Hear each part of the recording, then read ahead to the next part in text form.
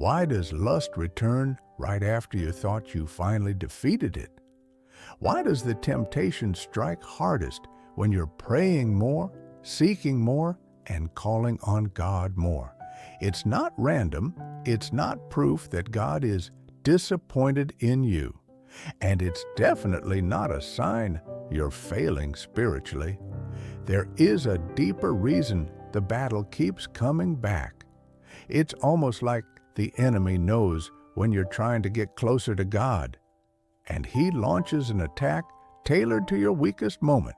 But here's the hidden truth most believers never realize.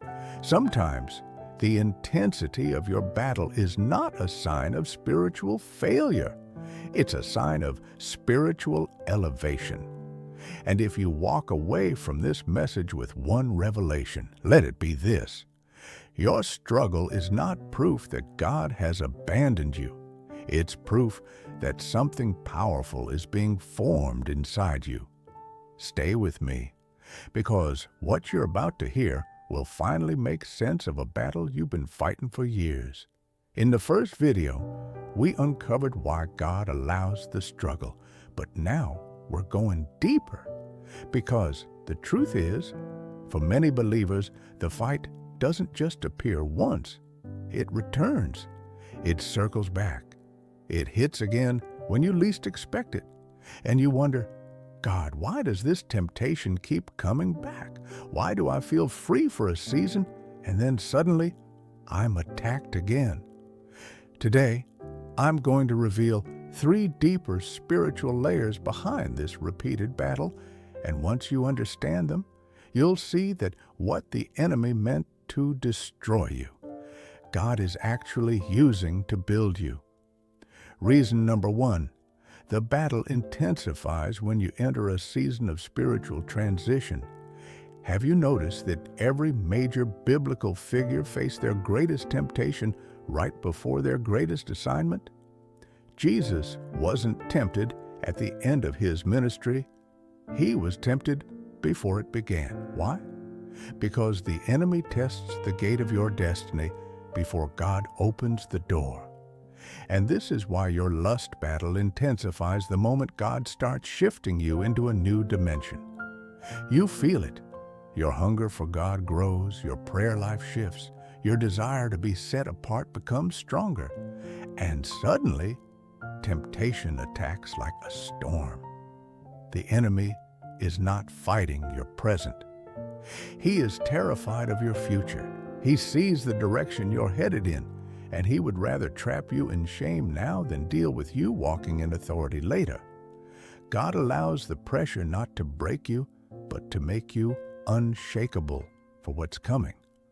Reason number 2, God is sharpening your discernment through repeated temptations. Temptation is rarely loud. It's subtle. It doesn't announce itself as danger.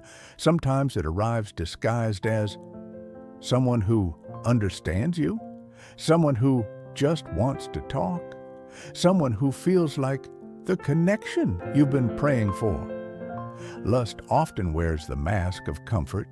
Samson didn't fall because Delilah was attractive. He fell because he didn't discern her assignment.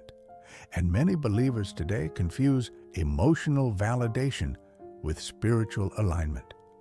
This is why God sometimes allows you to face the same temptation multiple times, not so you can fall, but so your spirit becomes sensitive enough to recognize the trap instantly. The more your discernment grows, the easier it becomes to detect danger before desire takes over. God is teaching you how to see beyond the surface. He is training your spirit to sense a trap from a distance. Reason number 3, God is building spiritual endurance you will need for your calling. Lust battles don't just test your purity, they test your endurance. Anyone can say they love God when life is peaceful, but real spiritual strength is built in the fire.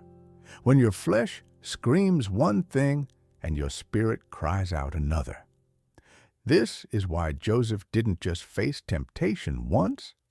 He faced it day after day after day, And each time he resisted, his spirit grew stronger, until God said, "Now you're ready for the palace." God allows repeated battles to build endurance, self-control, humility, spiritual maturity, unshakable dependence on Him, because the calling He's preparing you for requires strength you haven't developed yet. The enemy wants you to focus on the fall, but God wants you to notice the progress. You're not where you used to be. You're not who you used to be. You're not fighting the same way anymore. Every time you resist, even if you slip later, you are growing spiritually stronger. A bonus reason lust attacks increase when there's an open spiritual door you haven't closed yet. Sometimes lust keeps returning because something in your life remains unhealed or unresolved. For some, it's loneliness. For others, it's rejection.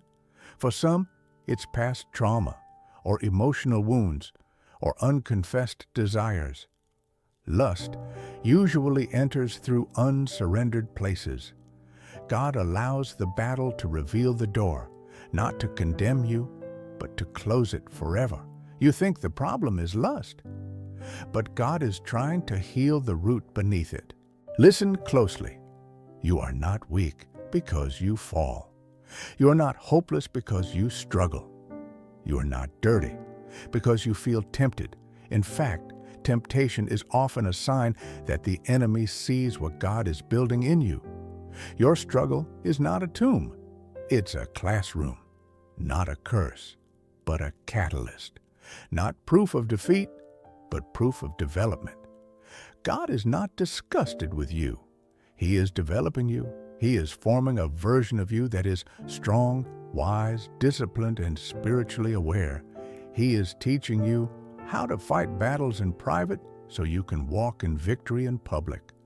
And one day, you'll look back and say, "This fight didn't destroy me, it built me." If this message spoke to you deeply, write "Lord, strengthen me" in the comments. Share this with someone who thinks they're losing the fight because they might be closer to breakthrough than they realize. And if you want more biblical truth, revelation, and spiritual warfare teachings like this, make sure you subscribe and turn on notifications. Because this is not the end of your story. This is the shaping of a warrior.